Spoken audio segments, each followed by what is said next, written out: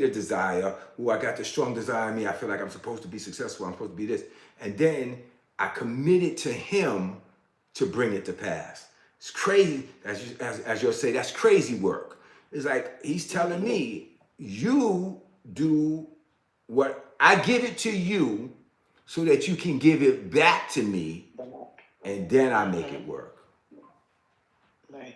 Um, I see Kara is in the room. Just this small story. Kara was like my little shadow when I was a teacher. She was like my little favorite student. Everywhere I went, she followed behind me. She helped me. I want to help you do this, Miss Tia. I want to help you do that, Miss Tia. Every morning she come in with her hair. She got curly, pretty little curly red locks, and she would come in Can I and have my say, water, please? Miss Tia, can you braid my hair? Can you do my hair? So it's so cute to see. And she's grown up. She a grown up now. She's like in the lab. I'm like, oh, look at Kara. So, hey, Kara. That was Hey, my if baby. any one of you want to get in here and chat, in the chat, let me know. I'll let you in the room and we can kick it around a little bit before we get into the lesson. But yeah, it's about to go down. It's about to go down. And welcome, Kara, and a pleasure to have you. So let me tell you what my goal and my purpose and my dream is, right? I've done decent for myself, right? I've done well. You know, people look at me and say, yeah, whatever, and well, you did. Okay, well then I did good, whatever make you happy. My point is this. I'm a very young looking, pushing 70-year-old, right? I'm 67 years old, right? And I'm like thinking now, okay, I got more years behind me than in front of me. And I know my fam don't like me to say that, but it's true. I'm not gonna live to 140. Let's keep it 100. I don't want to, right? So it's like, now how do I give back? Like how much more can I amass? And I'm gonna amass a lot more. I got mega $1 million deals already in the working. But my point is, yeah. So I've joined a lot of classes. I joined this one real estate class. I paid like $14,000 for that class. I joined, I did you could have left that up there. You thought it was in the way? And YouTube is in the way. Yeah, okay. So, well, YouTube likes trademarky stuff. But anyway, well, they got the guitars back there. Anyway, my wife just keep coming over and doing her little adjustment thing. You know how it is. And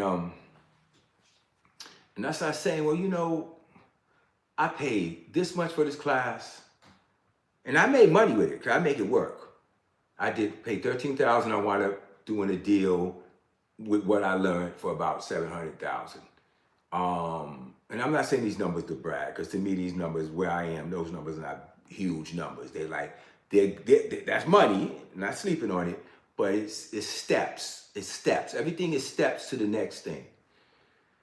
And I'm like, everybody on here selling their classes. I'm not here selling classes. I'm not here for anybody who want it. Now, I'm gonna tell people all the time, okay, private consultations, that's different. You gonna pay for those. But to be on here, I put myself here, I say ask questions. People don't ask questions. But, okay, I'm letting people know, private consultations is different. So now, here is the opportunity for me to give everybody the best I can, the knowledge that I've obtained to get where I am. You know, that's what I'm doing right now. So I say take advantage of it, because I know I wish I had somebody to give it to me. I just tell you that. Right. So everybody, don't forget to grab the daily heart me right up above. Hey, Miss, yeah, that's Pooh. Did you want to come in? I'll send you the invite. If you do, you grab it. There you go. You have to ask a bunch of questions. And so yeah, we're going to get back into the journey. I have about 5 more minutes left before this game is over. Oh, I hear it. It's like they're fighting. It don't sound like a game. It's like a fight. It's like people throwing down in there. But okay, when you can, you just come on in. But you could just leave yourself muted and stay up in here for a minute. So we got a lot of good insight out of the other day. And for those who are new, Pooh, and since you're in, and I'm going to show the very first video that started the whole conversation, right? And then I'm going to show you, you know, what we're doing for tonight. And what I like to do is I like to take these videos, and I've learned so much from social media that there's no excuse to not be wealthy. None. Not to be a millionaire at least. Because all the information is out there. On my journey, we didn't have that. You understand what I'm saying? I had to actually go to the library and open a book or ask somebody and bug somebody till they answer me my questions. So let me tell you something. And you remember this dynamic. One of the my first big money thing that I started making, you remember what it was, right? The computer. Thank you. Computers. Mm-hmm. Now, back then, if you want to buy a desktop computer, they didn't have laptops yet. You want to buy a desktop computer, you were spending, ain't no question about it, you were spending over $1,000 for a desktop computer now that you could probably get for $250. You were spending close to $1,000. And I remember I wanted to get to computers and learn it so bad. And so I had to really kind of squeeze my money together and use a credit card and get a computer. And I got one. So I found out, you gotta understand, now I want you to understand this. I was a school safety security guard in New York at the time, but I wanted to get into computers. They didn't even have, Windows wasn't even out yet. It was the blinking screen, the black screen with the blinking DOS prompt on it. And you remember that? The green. The green, right? The green. Black screen with the green word. With the green dots, right? And so I said, I want to learn. And as people come in the room, you can let me know so we can greet them. And I said, I want to learn this computer thing. I knew it was going to be the thing. I didn't know why I knew. I just knew. It was just a feeling on the inside. Like you said, daughter, like just listen to the voice of God. I just knew this computer thing was going to be big. And even at that time, you know, when you spend all that money, you know, $1,200 on a computer, I knew it was going to be big. I didn't know how to explain it. I just knew. So I got the computer, and then I started finding out that computer repair, you know, or people could build computers, what they were calling clones, IBM clones, because people didn't want to spend $1,200, $1,100 for a computer. So if you can buy the parts and put it together and have a clone, you could get a clone for like about maybe $600, $700. And I found out if you make one, you can make one for about $250, $300. So I was like, yo, I gotta learn how to make these clones. Not for myself, to sell. Right away, my mind was like, I'm gonna sell these suckers. So I went and I got a clone, came home, took it apart, tried to put it back together, didn't work. So I found this guy, and I said, listen, I want to put this computer back together, and how much would you charge me? He said, you got all the parts, everything? Yeah, everything is there. He said, $50. I said, I'll give you $75 if you let me watch you do it and ask questions. He's like, fine, okay, fine. He gave him, took it back apart again, tried to put it back together again, almost had it, not exactly, went, gave him another $75. You throwing money away. Yeah, okay.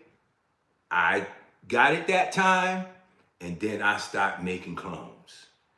I went from being evicted and homeless to making, this is back in 1997, 98, making like $3,000 a week, just putting clones together and selling them, and people were buying them up because everybody wanted a computer and nobody wanted to spend $2,000. I was making them for like maybe $200, maybe $250. I was selling them for $500, $600, and people were snatching them up. And that's when I said, there's gold out here, man. If you just have the right approach to everything, there's gold out here. Let me tell you something. Where's our people, Nelly? Did you reach out to them? Yes, I sent it out to them. Let me tell you something. Send it again. Okay. Let me tell you something. And I figured this out. We want stuff, especially us. We want stuff because we've been, deprived in so many ways for so long. So for us, having that means a lot. And then I'll be still for a minute and let anybody else say something and let you say something too, daughter. That we pursue the thing hard. We think working hard for it. Well, no, you make it an idol because you in pursuit of it. And I don't believe in being in pursuit of anything above God, just nothing. Here's what I've learned. When I want something, I figure out how to turn it into a pursuit where I can make the money with it to get it before I get mine. You want to say anything, daughter? No, you on track. Just saying hi to the people who just came in. Global Grove, Darius, Tang, welcome in. So check this out. Now, you remember the computer, and I told the computer story. What did I do before another new technology that everybody wanted, and I figured out a way to get one of mine for myself because I didn't have the money to buy one at that time. Do you remember? You probably going right over your head because you were so young. Oh yeah, if it was when I was younger, because I was gonna say not secure because I remember that helped the industry, not really the people. Yeah, I was business then. I was already making money at that point with Secure. Okay. Before the computers. Oh no, around the same time. It's around the same time. Yeah, that's right, around the same time. They don't exist anymore. I'll give you a hint. They don't exist anymore. And you made it yourself? Nope. But I found a way to make money with it so that I can have my own.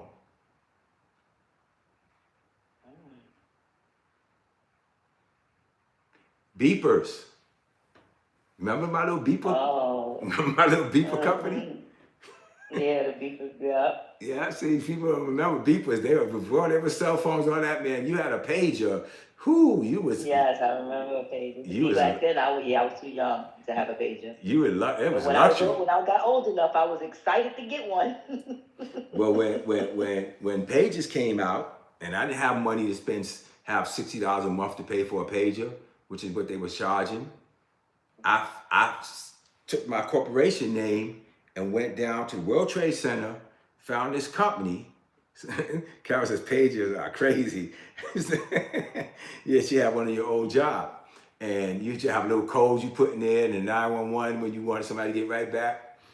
And I remember going down to the World Trade Center, and it was a company called Page One.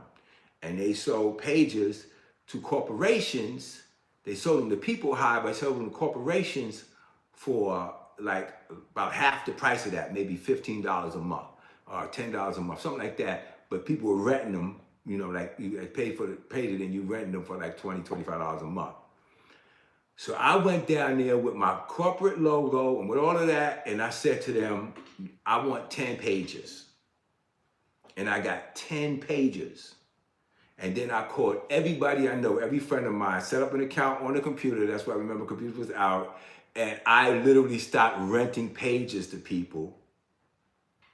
And they were paying me like almost exactly what they would normally pay a month. And I would collect all their money every month. And then I would just give the little bit back to Page One. And my pager was paid for, and I had a few dollars in my pocket. And I always think like that. You hear what I'm saying, Nelly? Yes. I always found a way. If there's a way for me, if I want this here, then I'm gonna find a way to use that or something to make me the money to get that. I'm gonna get me an asset or something that allows me to earn income to get that. I'm not gonna save my money and get it. I don't believe in that. I believe in, okay, I wanna live like I live now here in Miami, and I'm living down here, on an island thing, and I'm like, okay, so what do I need to do to create the money that pays for me to live here? So that's what I do. And people have said to me several times, Airbnb your place. So I thought about it because I know I can Airbnb this sucker for like $2,500 or something like that a week, easy. But my wife said, I don't want anybody laying up on the bed and stuff. I can my couch. And so I said, so I said, respect. What's going on, leader? What's going on, Artemis? Is this one of your peoples too? Welcome, and thank you for being a part of us. But go ahead, Dynamic. What was No, Artemis was here before. Remember, he was telling us about how he you could put into the church and make the church the. Oh yeah. Hey, good to see you again. She said people are horrible with Airbnbs right now. Well, here's the thing, Kara, right? What my wife is saying is right. Don't take our home and do that, even though we got another place up north. But right, I'd get another place that's just for that and put some winky furniture in there or, decent enough, right? But don't have people laying around farting on your couch and all kind of stuff. No, I understood what she meant. I was like, she's spot on, right? I got to rock with her on that.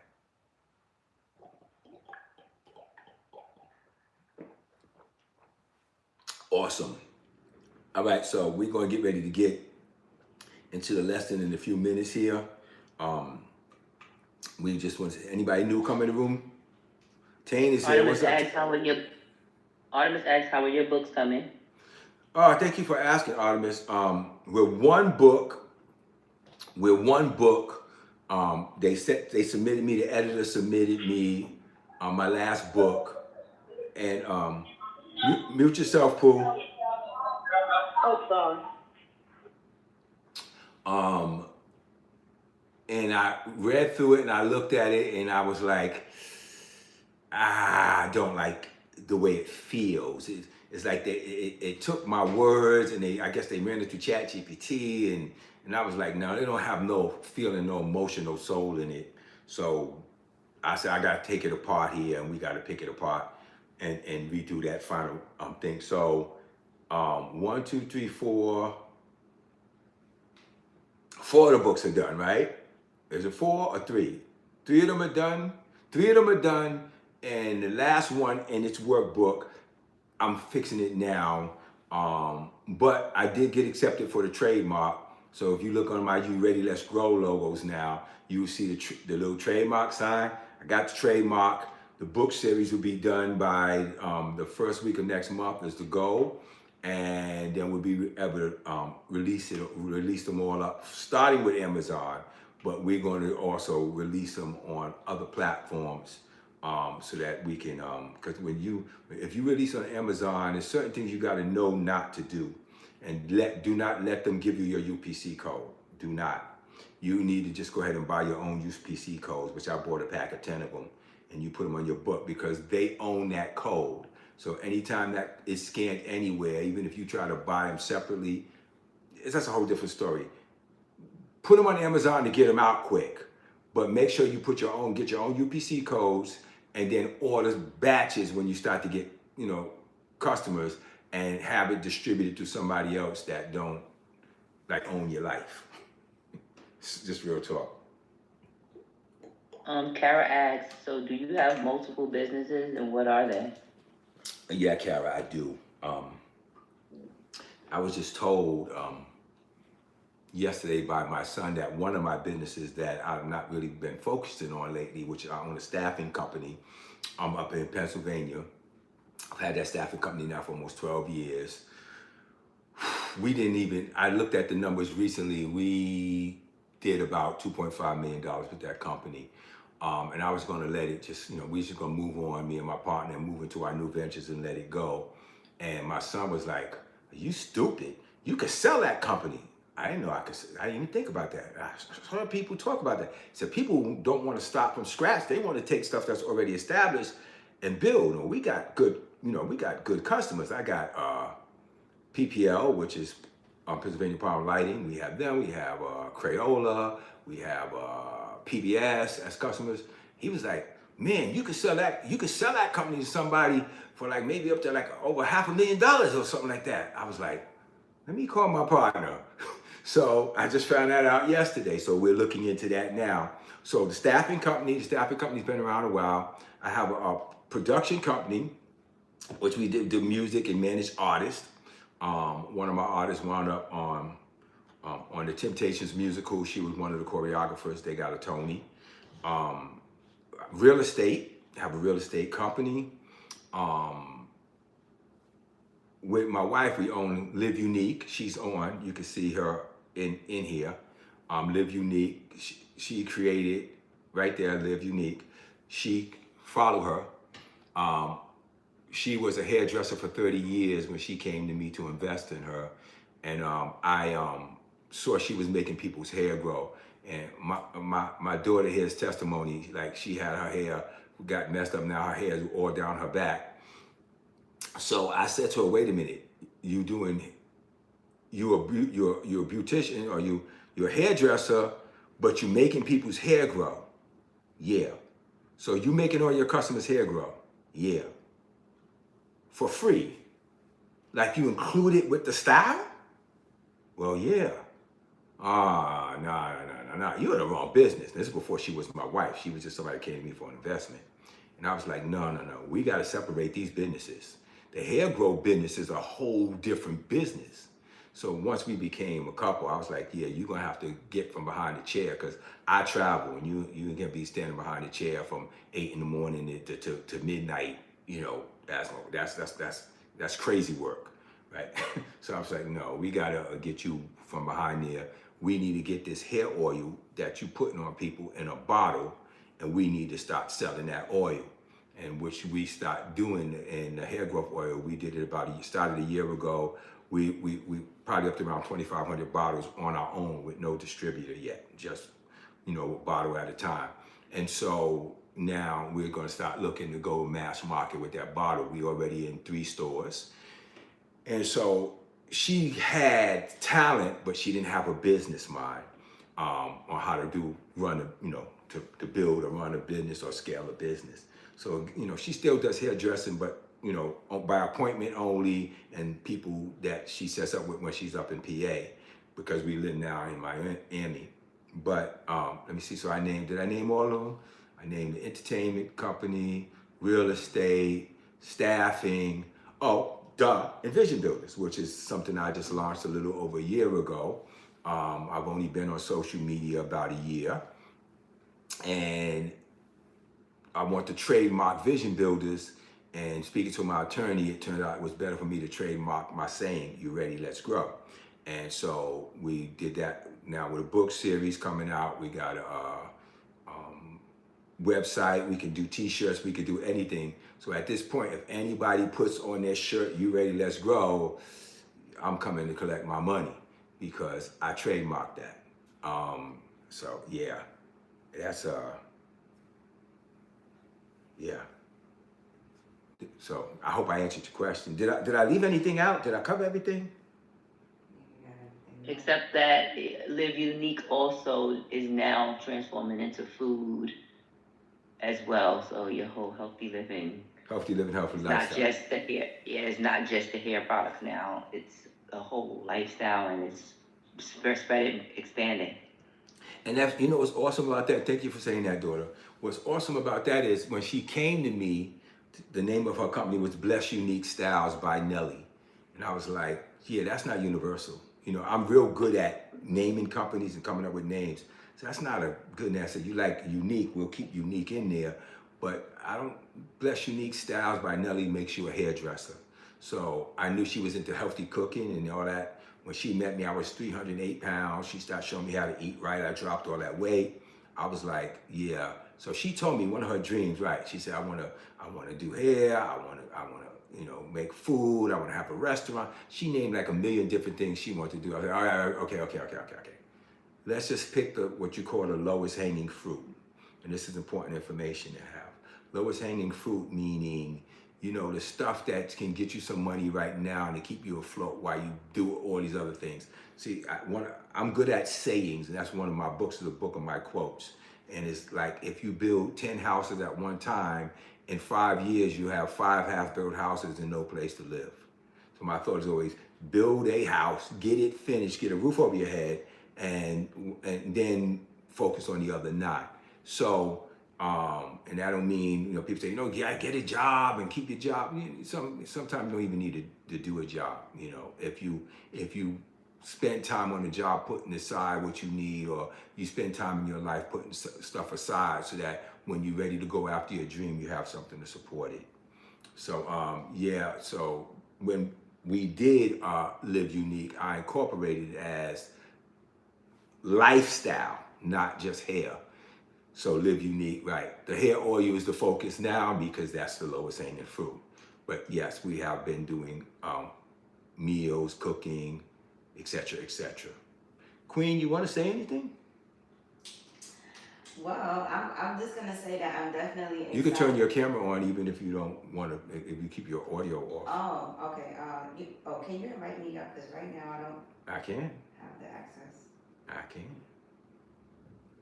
Oh, we got a room of people. I got to say hi. Hey, Ari, and my baby's in the house. Yeah, everybody came in. Star, hey, how you doing? Good to Star Dove. That's and Vaughn's here, Ruth's here. Okay, I said hi to Tane already, but again, Amanda. I don't see you. I don't see you in here. I'm here. Babe, okay, well, say what you need to say then, but I don't see you in the room. Okay, well, we had some questions. I was just gonna say I'm excited about the switch to just be able to really focus on the whole wellness aspect, even though we know the hair oil is the focus, but actually the wellness, teaching people how to take care of themselves inside and out, has been a dream. And if we could just do a little bit every time just to educate people and show them like how easy it is, just take simple steps that you could to make yourself better so that you can overcome things like, diabetes or high blood pressure or, whatever it is that you may be battling. Most of it is linked to food. So I'm happy that we're able to add that aspect along with the hair care. Excellent. Yeah. And I as my daughter say, I love that for you. This is what you do, and it makes you happy. Like I said, helping me get all the weight off of me and get myself healthy. She loves it. It's something you can tell she loves. Now, I want to do this and get rich, but she loves it, and that's very, very important. So let's get to some of the questions. We may get to the lesson tonight, but if people got questions, I'm gonna answer people questions. Okay, so tell me about the questions you got. What you got? So we had, Kara had a few questions here. Let me see. How far up do I have to go? Let me see. Well, we got a lot of nice comments in here. Let me start going through these comments. And thank you, everybody. Airbnb's last thing I seen. Yeah, Welcome in, Esther. Welcome.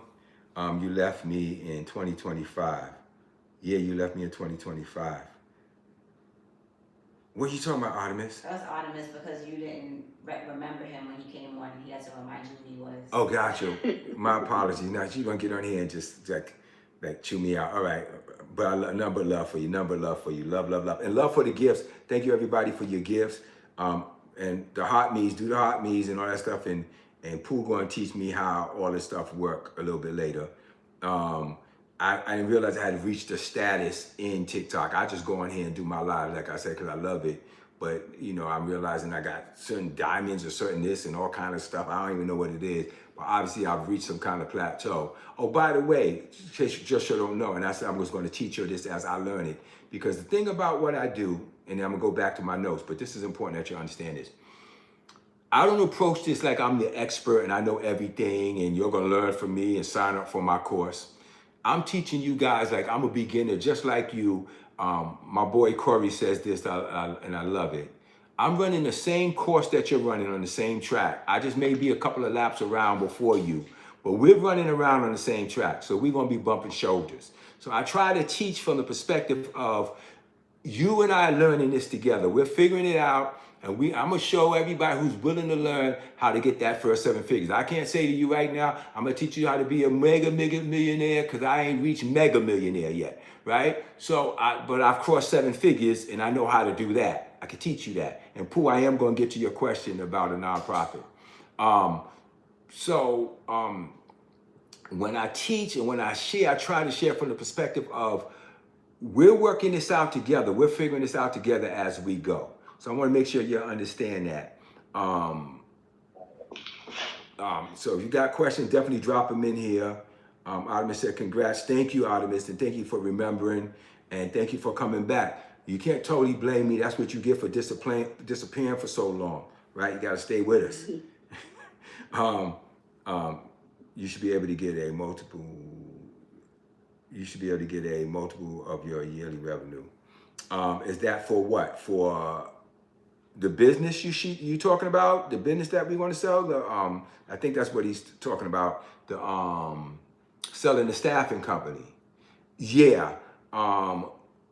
Definitely they're going to do a total of that. But when I looked up the company on Dun & Bradstreet, which is like the credit bureau for businesses, Dun & Bradstreet rated that company as a valuation of between $2.5 to $3.5 million. So, you know, ain't nothing to sneeze about. I'm happy with it. Ruth said the lie, 2x by 4x. Yeah, you telling the truth.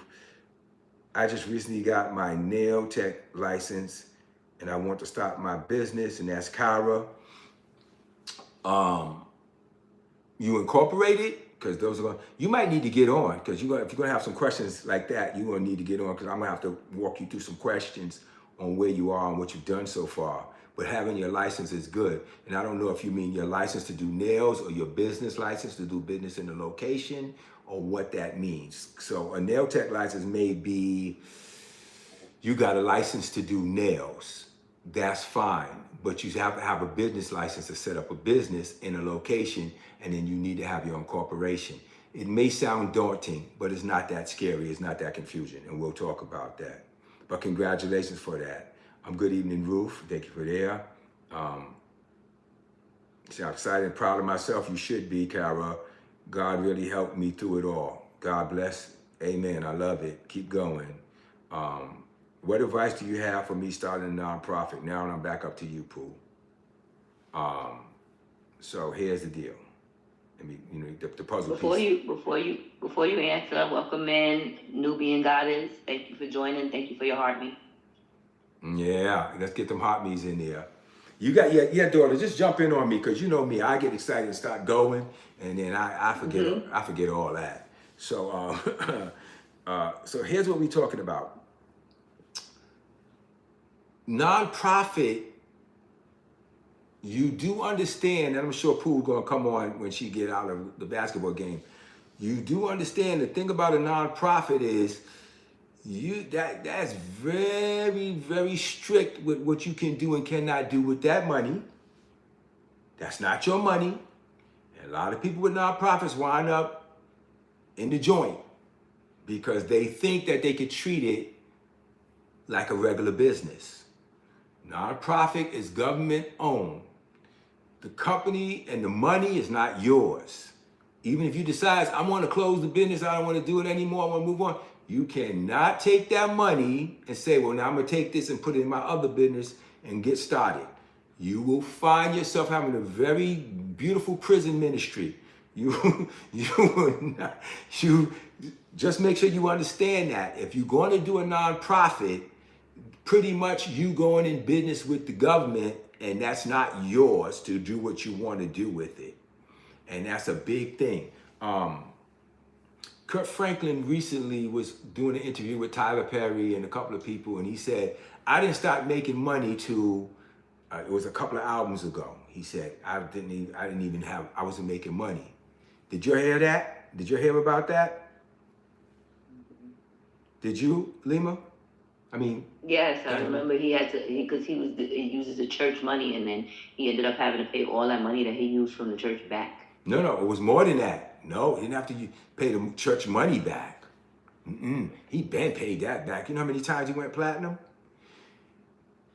Once he took the church's money to do his first album, it's the reason why I sing. That's called a personal endowment. The church invested money in him to do his album. According to 501c3 law, any money that business makes belongs back to the 501c3.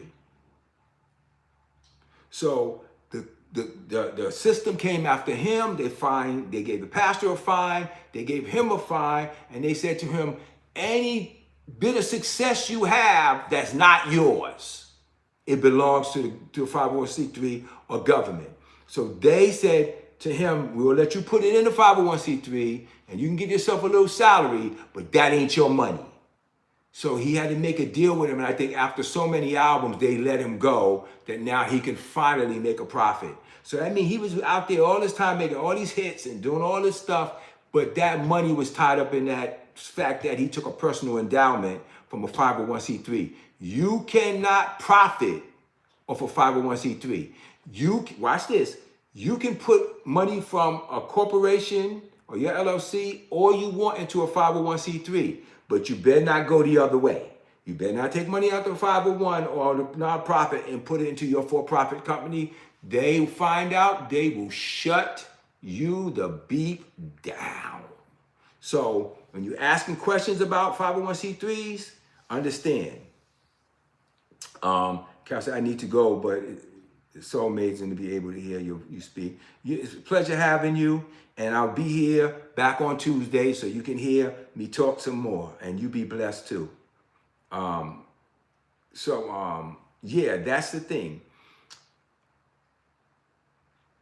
If you want to do a 501c3 or not for profit, there's a lot of questions you can ask. And you ask me what kind of advice. I don't know what kind you're trying to do, but I always like to give my people the warning because we don't know. That's not your money. That's not your personal money, and you cannot use it as your personal money. Just know that. And no, I'm not a lawyer, so yeah. Okay. Good evening. So we've been hanging out for a while. Javon had a question, so. Go ahead. What was his question? He said, what is the parameters of the hiring firm fiat?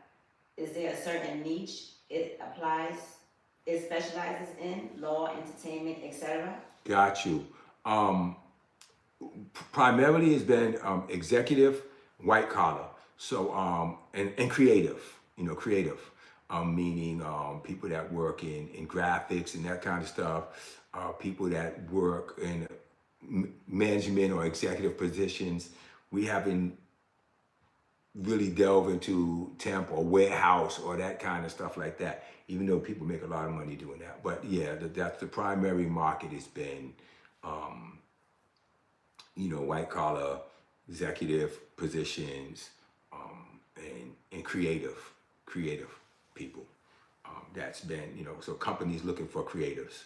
That's been our niche and where we made the most. Yes. Oh, Lindsay's here. She can even explain more if she needs to, but yeah, that's what we've done. So, welcome, Lindsay. Are we ready to get to class? She said you did perfect. Okay, thank you, dear. I was telling them about the fact that we now looking at the opportunity that we possibly could sell a company if we choose to do so. Thank everybody. I want to thank you, everybody, for your gifts. Dynamic, anything you want to say to them real quick about the hot me's and the stuff they need to do while you're here? Because I know you're watching the screen better than me. No, I just wanted to say, hey Nami, sorry I jumped in and was reading the comments. I know that shit thing, but I know sometimes they get away from you, so I just jumped in and. No, she's glad. She's glad that you're doing it. Trust me. She's very happy that you're doing it. Okay. Now let's talk about these gifts here. I see Lindsay gave a lot of roses. So we talked about this last time, how you go to the gift thing and you go to what they call exclusive. You go to exclusive and then go populous instead of roses. They're worth the same. They're all worth 1 cent or 1 coin. But the go populars will push this out to the FYP page. Yeah, and it also push you out too. So yeah, go when you go to your gifts, instead of just grabbing the roses, go to exclusive, click the go populars and send those. And let's try to get as many of them out there as we can right now. But the go populars is what you want. Oh, now I see you up here asking to be accepted. You still want to get in, Queen? I'm good now, but maybe later. Okay. Yeah. So yeah. Or maybe put her up and put her mic on mute, so that way her followers from Live Unique that watch her see that she's live and they'll come in here. Yeah, that's the key. Okay. And any of you that want to, mute it. There you go. And any of you guys who want, I could have muted you right from here. Look at that. So anyway, yeah, this is beautiful. Anybody that has any questions or want to pop up in the live, you can still pop up in the channel even if you don't want to talk yet, but just kind of be in there. It draws other people in from your live. So jump on up in here if you can. Edward, if you can jump in. And like I said, even if you just stay muted. Well, I'm gonna have to kick them out to show the videos anyway. But let me just get everything lined up where I want it and talk to me a little bit. Anybody that wants to get in here, I appreciate you. And thank you, everybody, for the gifts. I don't know how to track who at this point yet. I'm going to learn, but thank you. Okay, it's showing us goals achieved. We've achieved the goal of the roses, 20 of 20. Thank you. Lindsay leading with 14. My wife with 4, Ruth with 2. Thank you. Set up a new goal. Let me see if I can see if you could set a new goal. If I can set the go populars as a goal. If you go to the top where it says how many people's in the room and you hit that and the drop box comes down on the side, it tells you how much each person has given already. So now it's giving me the I'm going to the little area where you can set up where you know the goal, and I don't see in here the go populous. You know what I mean? Add a gift. I'm trying to create a gift. Now that's the pool question. We'll ask her when she jump in. Okay. Because she'll tell you exactly how to set your goals. I don't know how to do that one yet, but I do know how to check them. She teach me how to check mine. So if you go up to the top where it say top viewers, it'll show you who sent what, how many coins each person sent. Yeah, that on the studio, it shows me right here. So yeah. So what I'm looking for now is I was trying to set a goal. To do your goal. Are you trying to set the goal, or are you trying to see it go popular? I'm trying to set the goal as a goal popular, trying to make the goal popular a goal. Yeah, you can't set go populars as a goal. But they won't let you. Yeah. But you can see how many you have by tapping the heart by your name at the top. Gotcha. And it'll tell you how many go populars you've received. Gotcha. Okay. So they being stingy with the sharing the go populars. Okay. So we're gonna just do some lightning bolts for now, and so yeah, we're gonna get to teaching it. And thank you, Pooh, for being in here, and thank you for helping. We love you. You're welcome. My daughter said, "You know her?" I was like, I guess so. Then I saw your picture, and I was like, yeah, I remember her face. I saw it on your thing. So Yeah. we've been talking a long time. You got any questions or anything? Cause you know me, I got my little videos I want to show and stuff like that. But any questions? Any things? And did I answer your question about the nonprofit? Was what I shared helpful? I already knew that part. Shit, you knew that much. Because I have my master's. I have a master's degree in human services. So what I'm trying to do is I'm partnering with another pastor out here, and we're gonna try to start a summer reading and enrichment program. Okay. And I know I'm gonna need government funding because I want to be able to take them on trips. I want to be able to get the government to provide the food for breakfast, lunch, snack, and so forth. But I'm like, I know I need to go and apply for like the 501(c), but will I need an LLC as well? Well, nonprofits are not usually LLCs. They're usually corps. Right. Okay. Right. Yeah. LLCs is a pastoral organization, which means it's tied to you. So it can't be a 501(c)(3). It's going to have to be a S corp or a C corp. But yes, you're going to have to do that, especially if you want funding. They want to know that you're incorporated. So you will be an Inc. You will not be an LLC.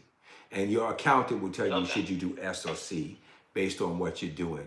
But getting the government funding is not as complicated. Well, it may be a little different now that 45 is in there, but it's not as complicated as people make it sound. You just got to find the people that are willing to give into what you're doing, but they usually want you to prove it first by taking the kids on the trips and doing the stuff you're saying you want to do out of your own pocket. They want to see that you're committed to it a lot of times before they're willing to give you any money. But you definitely cannot be an LLC.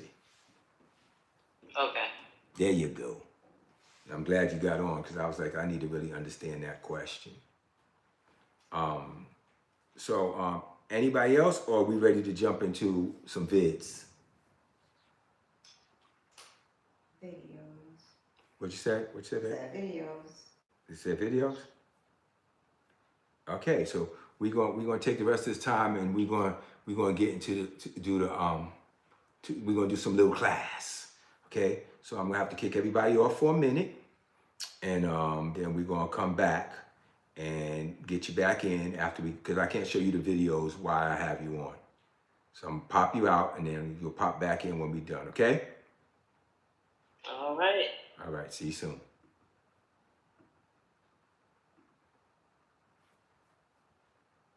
So, okay, let's get to the video page.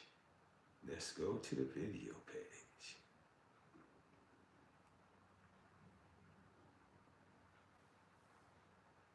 All right, so now, I want to, for a minute, pull up the very first video that we did.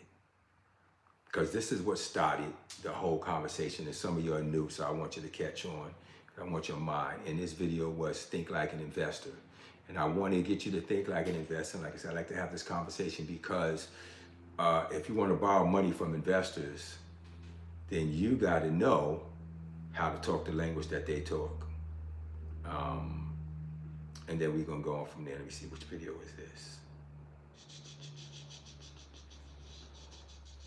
Video number 2, what are you?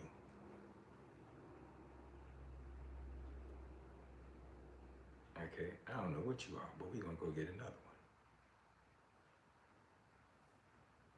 And let me see where I am on my list.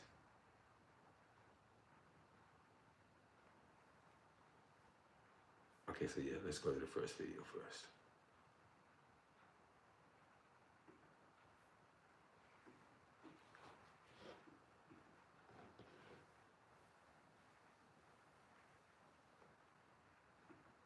$1 for a cookie and it's not working.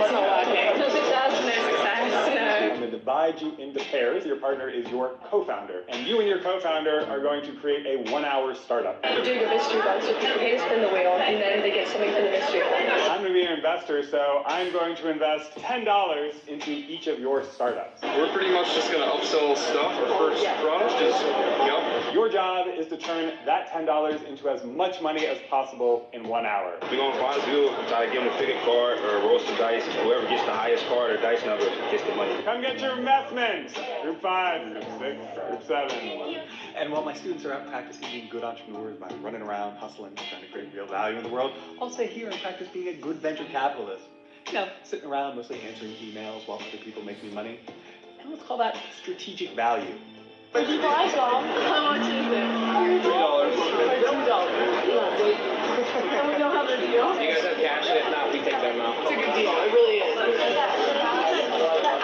go. Here's the thing most people don't realize about startup investing. That's why I do this challenge. You see, investors expect to fail. Update, we lost all our money. Yeah, that's what happens. Typical venture capitalists might invest in 10 companies. Out of those 10, 6 are totally gonna fail. 3 will limp along, maybe break even. And 1, if they're lucky, will take off and return 10 times what they put in. I'll support the cause. 2 for 6? Yeah, right. That 1 win, well, it's more than gonna cover all the losses. I've done this challenge dozens of times in this class. Same thing always happens. Some groups are just going to completely lose everything, but I know that I'm going to have some outsized returns and successes. That's the map of venture capital. They don't avoid failure, they build it into their strategy. 80, 90, 143, 174. So cool. That's about what we would expect. We got $174. This is actually the core model of how venture capital works. They do it because they understand that things like luck, timing, randomness decide way more than talent or effort ever could. While the rest of us are out here trying to make one perfect bet, investors are placing lots of imperfect ones, knowing that most will fail, and that's exactly how they win. The only bill I have on me is $10. Sure, let's do it. This is something you could incorporate into your life too. The smart move isn't waiting for the perfect idea or opportunity. Act more like an investor. Embrace failure, place lots of imperfect bets, and give yourself more chances for one to pay back. So I won't do the whole lesson again because we did it, but I do want to make a point. And the point is, I did this whole thing, and yes, Kareem, hi, and welcome. Good to see you here, and thanks for coming in. Yeah, he's the one who told me. I saw him on his TikTok live, and he was putting videos up there. I said, wait. I reached out to him directly, like, what the heck did you do? I want to be able to do that. And he told me what to do, and he got on the Zoom with me and gave me a walkthrough lesson. So yeah, my brother, I went in there. As you can see, I'm doing it. Yes, sir. So welcome. So here was the point. And if you're interested in franchise, and if you're interested in grant raising, and Pooh, you just talked about that. Kareem Cranston right there. Follow that brother. Talk to him. He is the grant master. So reach out to him. Me and my wife are setting up an appointment to go over the whole grant process with him. Right there. Kareem Cranston. She just did a welcome at him. You want to talk about grants? Or you want to talk to him about that kind of that and franchise stuff? That's the dude right there. So you talk to him. Shout out to Kareem. So he taught me how to do this with the TikTok Live. So let's get back to this point here. And I'm going to go quick through this because we covered this. The reason I did the Think Like an Investor, and this is part of my next book, all of this is part of it, is because people always trying to raise money, but they always try to raise money from the perspective not of an investor, but as an entrepreneur. But if you want to get money from an investor, then you need to know how to think like an investor, because investors think a certain way about money where entrepreneurs usually don't, right? Now, his thought was, and his point was, you see, I gave $10 to 7 people, $70. And I put them out there to make this money. They came back at the end with double what he put out. So if that was millions, he would have made double. He said, I expect maybe 4 of them to fail, or 2 of them to fail, and 4 of them to limp along. I forgot the numbers, but he said, but if one blows up, I'm good. So I'm gonna, I'm act like an investor right now. I'm gonna answer the phone and emails and do stuff like that. Basically, investors think, how can I get you to work? And like I said, I'm right now in a place looking for companies to invest in. That's, I got a chunk of money that I'm looking, but when you come to me, I'm gonna be like Shark Tank. I'm gonna be like Uncle Kevin. I'm gonna be like, okay, show me what you got and prove to me that you can make me my money. And oh yeah, I'm gonna take a chunk. Ain't no question. When Nelly, who is now my wife, first came to me with her business, it was 50 grand in the hole, and she was asking me for help, and I said, when I decided to help, I said, I want 50%. She said, 50%, but that's my baby. I'm like, your baby is stillborn. I'm sorry, sweetie. Your baby ain't making no money right now. Your baby in debt. So you asking me to save you, and I see value and I see success in it, but I see that I'm gonna have to do the work. And so with that said, I want 50%. Well, her saying yes to that 50% was probably one of the smartest moves she ever made in her life, because she wound up getting a husband out of it and I wound up getting a wife out of it. So it's a great deal. But she laughing. But no, look, you got way more than what you asked for. Yes. Yeah, I love it. I appreciate it, sir. The idea is investors don't think of adopting you, and a lot of people go to investors asking them for stuff like an adoption. It's not an adoption. Stillborn is crazy work, Harry said. But it's just a horrible way to say it. But it was a stillborn baby. You got to watch your words over here. It wasn't making any money, so you could call it a business, but it was a labor. It was making enough money for her to barely pay her bills, and pay her employees. So anyway, when you think about the way investors think, investors are not investing in you for you. They're investing in you for them. They're investing in you so they can make money. And if you don't do a good job of talking their language and convincing them that there's money in it for you. Somebody, I won't say their name because I don't want to put nobody on the spot, was talking to me about an investment, and I said, what would you do with the investment? I think it was 80 grand. And he said, well, first I would give myself a salary. And I was like, yeah, no, every investor in the world would kick you out the room at that point. You'd be done. You're going to take my investment and pay yourself? You're not supposed to pay yourself a dime until the investment makes money. Yeah, well, I'm supposed to be able to live. That's not the investor's problem. I don't care how you live. Sleep in a box.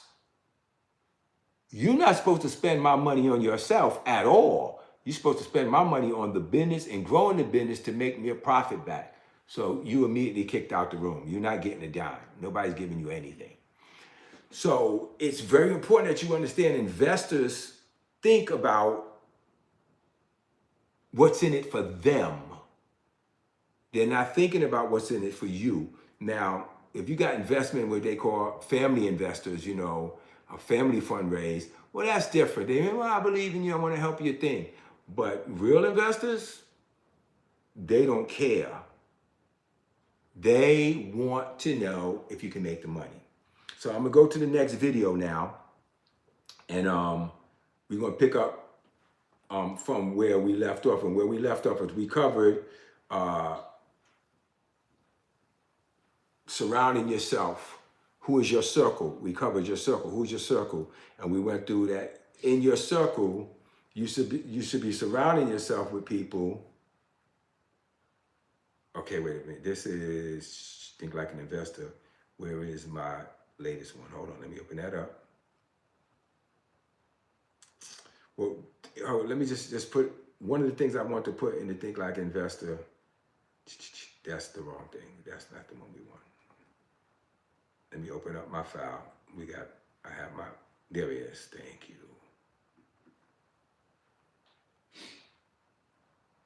Nope, that's still the wrong thing. That's not what we're looking for.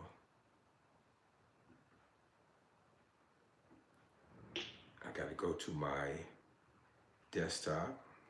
I'm here. Nope. I'm sorry, bear with me for a minute. I know it's probably something where is my notes from? Here it is, I think it is. I think this is it. Yeah, this is it. I got it. Never mind. So I'm gonna open this here. Then I'm gonna save it to the right thing to the folder so we know. Thank you. Desktop. Vision builders.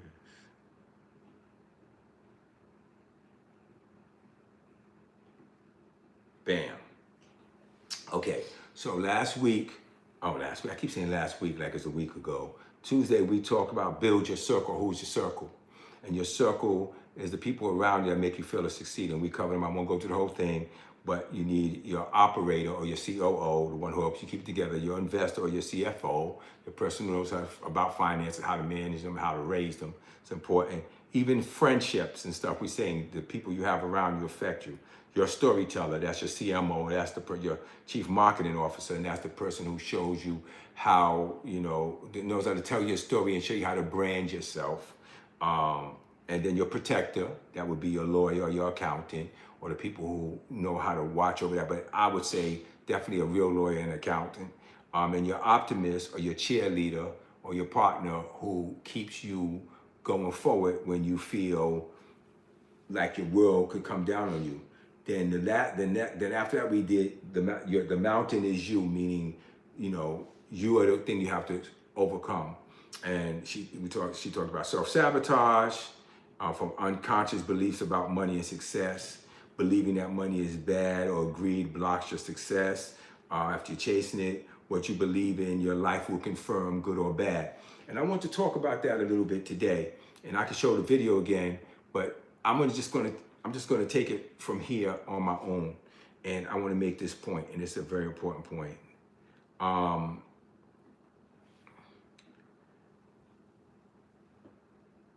When you see successful people, and I'm going to ask you this question, I want you to be real honest about it.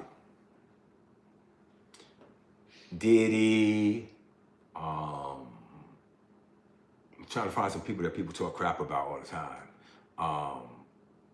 Elon, sometimes some people, Tyler Perry, whoever these successful people are, what feeling do you get immediately when you see people on that level of success or who have made it that far? And I want you to get in the chat and tell me the truth. What do you think, or what do you feel when you see these people? What do you think? What do you feel? What feeling does it give when you see these wealthy people out and about doing their thing with their, mega $1 million jets and their, I got a fleet of jets and they got their big giant mansions and, wearing a watch that costs, 50 years somebody else's salary. What's your thought when you see those people? What do you think? How do you feel? What does it feel in your gut? That's a real conversation. And I want to have that conversation because a lot of people don't want to really have it. But I want to have that conversation. What is the feeling you get when you see those people, when they're around? And you got to be involved. You can't just sit here and just not have the conversation, because it's a real conversation. And while you're getting your thoughts together or doing some comments, I'm going to load up a couple more videos that we're going to use. And nope, that's not what I wanted. There you go. Thank you. What feelings do you get when you see those people? I really want to know. You mean people like Tyler Perry and those people? When I look at them, I look at it as inspiration. If they can do it and get there, then I can too. Like a source of hope, especially seeing their whole story with what they had to go through, overcome, and who they had to become to get to where they are now. Okay. Let me hear other people. Let me hear you.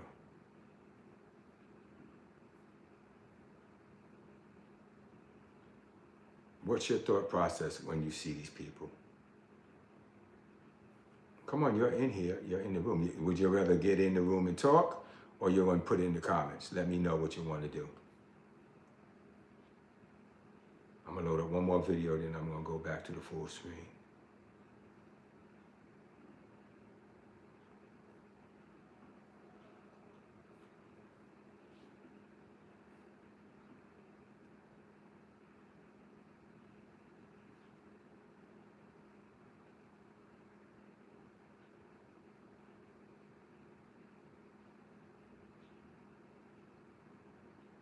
Come on, talk to me.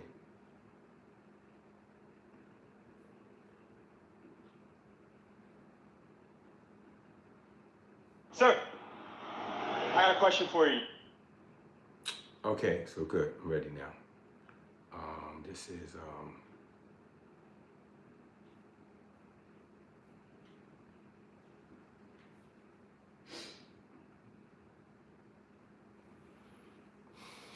okay, I'm gonna go back to the room now. I got my videos loaded up.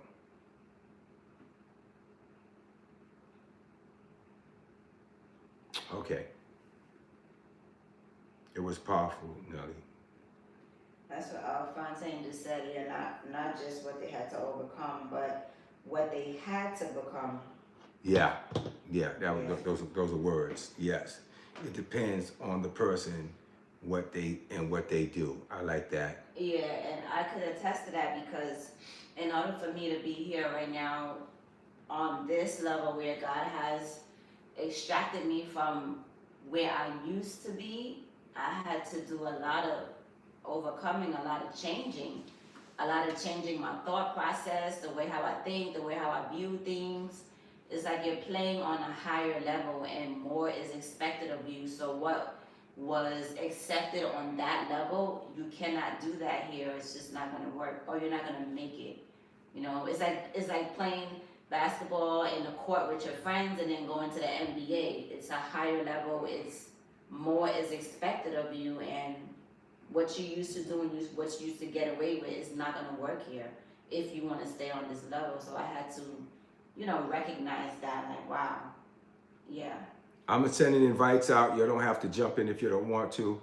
I'm just gonna send them for everybody that can jump in the room that wants to jump in the room, okay?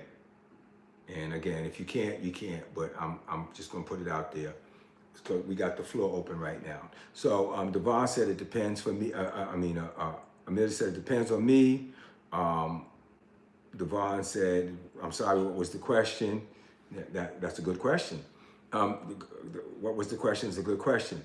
The question was, when you see people that are wealthy and successful, that have a lot of money and live an opulent life and doing, all this extravagant stuff and, wearing $1 million watch and driving, the Bentley, and they got 2 or 3 Bentleys and, whatever the case may be.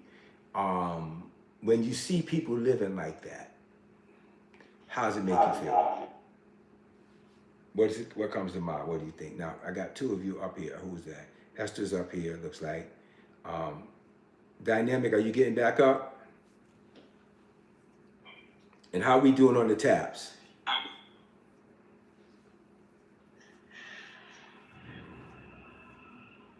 I can't see the tabs, right? Oh yeah, yes, it's 69K. Well, okay, we're doing we're doing decent. Yeah, so that was the question. How does it make you feel? What does it do to you when you see people having that life and living that life? You said you can't speak at the moment. Hello. Hey, hold your thought a minute.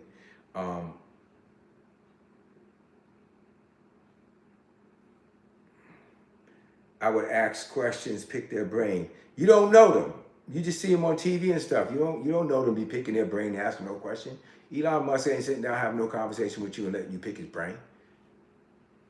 I'm trying to get your gut initial reaction. Right? You don't know these people. I'm talking. You see them on TV. You see them You see them on the news. They talk about them, always walking around with their paparazzi out at the club, spending money like stupid, doing all kind of crazy stuff. What's your initial thought? So Amanda said it depends. Depends on what? Because you just said something, it depends. So that means you have a different opinion based on something. So it depends on what? What are you going to decide who they are based on? Come on, Lindsay. You want to say something? Whoever wants to come on up and say something. I know you had opened your mic. So go ahead and go for it.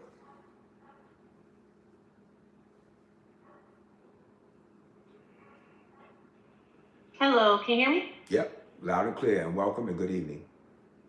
Good evening, thank you. Hello, baby fam. So, the initial thought, I don't look at what they're doing with the wealth. I just look at it as motivation to get there so I can do what I'm supposed to do with it. I like that. I don't really pay attention to the flash because the flash can come and go, or sometimes the flash is to exalt or show more than maybe what's behind the scenes. But so I just look at, okay, you can get there, I can get there. I don't think I'd live the same lifestyle, no judgment. But the fact that they have a choice, I'm looking at the choices and the options they have because of where they've gotten to. That for me has been a motivator. I like that. I like that. I like that. That you made some good points there. You made some strong points there. The motivator that they can do it. You're not worried about what they're doing. You just look at them and be motivated and say, okay, I can get there, but I can do something different. Ruth, did you want to say something? Hello. Hey, good evening. So, back then, my initial thought would have been, man, I wish I could do that, or I feel like, man, I'll probably never get there. But now it's like, okay, who is this person? How did they get where they are? Because I could do it too, and I could probably be better or have more than them. And then I also wonder, like, are they happy with their life, or all this flash is just to cover up something? Like, are you really happy with yourself? Because I remember when Whitney Houston had that, that interview, she was like, it's fame that changes people. And you could tell it looked like it was coming from a place where she's not exactly all the way happy with herself. But yeah, you look at Whitney Houston, she got this, she got that, but are you happy? Are you satisfied with your life? Is where you are right now that plateau where it's like life is good, nothing else? So that's the other thoughts that I would have. I love that. Your husband keeps making remarks about if the person would teach him. I'm telling you, they don't know you. They're not teaching you. Yeah, they don't know you. You don't know them, they don't know you. I'm just trying to get your initial gut feeling. You gave some good one, Ruth. That was awesome what you shared. Let me accept dynamic.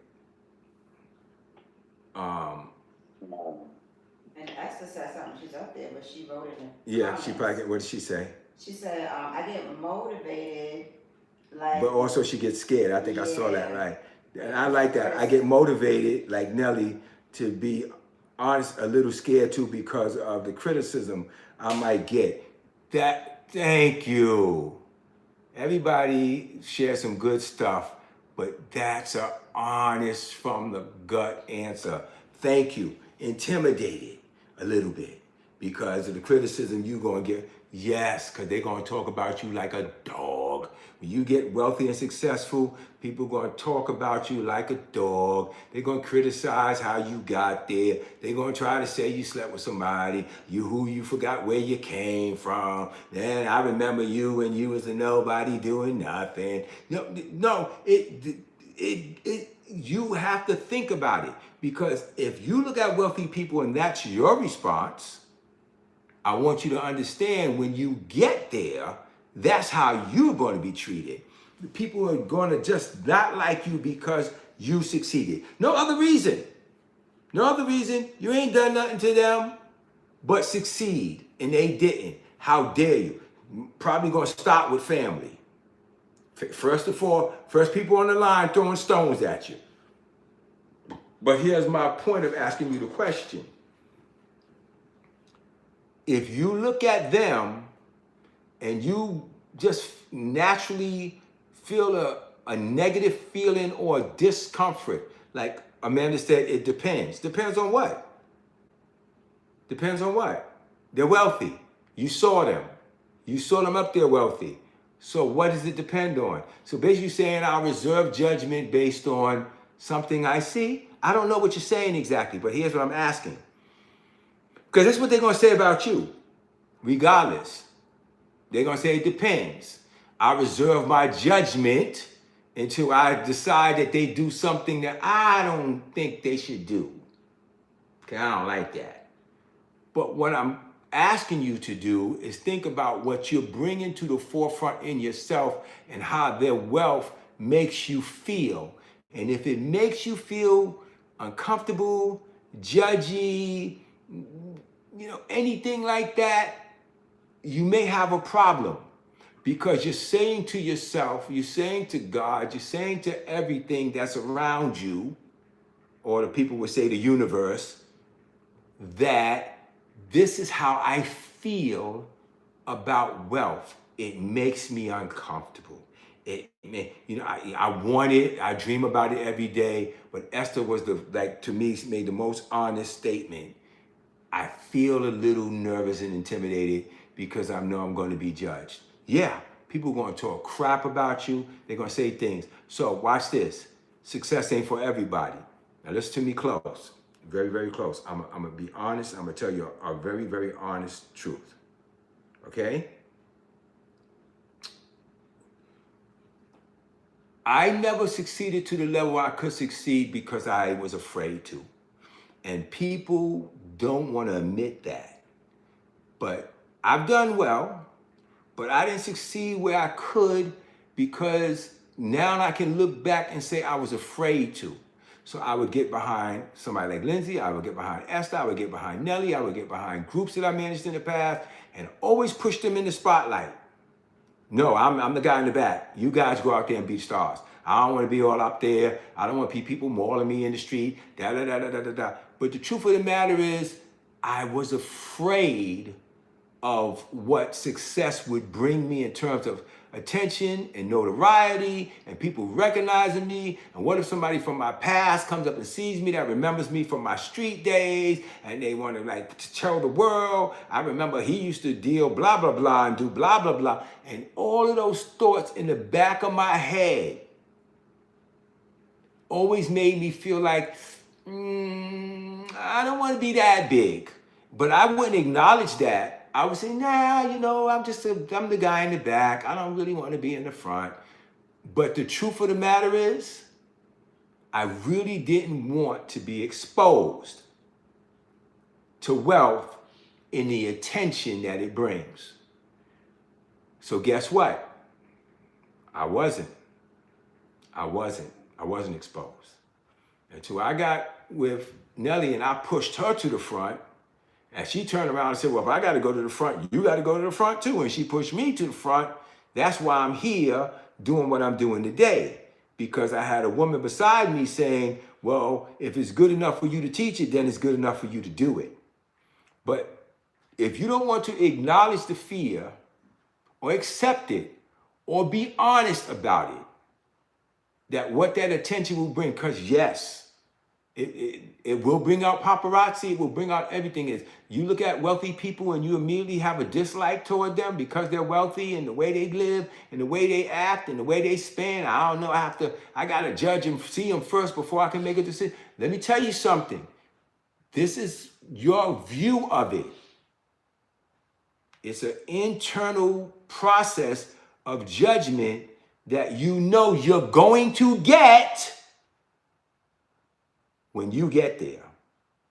Real talk. Are you listening to me? So if you're not willing to deal with that inside yourself, that could be a thing that's keeping your door from opening. Yes, Dynamic, you're saying some stuff in here. Thank you. So you can come on and thank people and stuff, do what you need to do. Okay. First of all, I just wanted to answer when you asked how will we feel. I probably thought about it in a different way because you did say you see them with the jets and I was saying my feeling is like sometimes I feel like y'all spend this unnecessary money on things that had I got once I get the opportunity, because God is fixing my speech. Mhm. Once I get the opportunity, will not be spent on frivolous things of those natures. So I feel like a lot of money they just throw it away and they waste it on stuff that they can't get value from later. And guess what? They're going to say that about you. Well, why ain't you helping the community? Well, you got all this money. Why ain't you da-da-da-da? And why ain't you giving to this? And why ain't you doing to that? And then, do you really need to buy that house? Because let's face it, you're not staying in the hood. I don't care what you say. You know what I'm saying? Right. You're not staying. You're getting the fox up out of there. So Right. they gonna say, well, why you had to leave? Well, for the house you went and bought, you could have got a house for 10 people. You follow what I'm saying?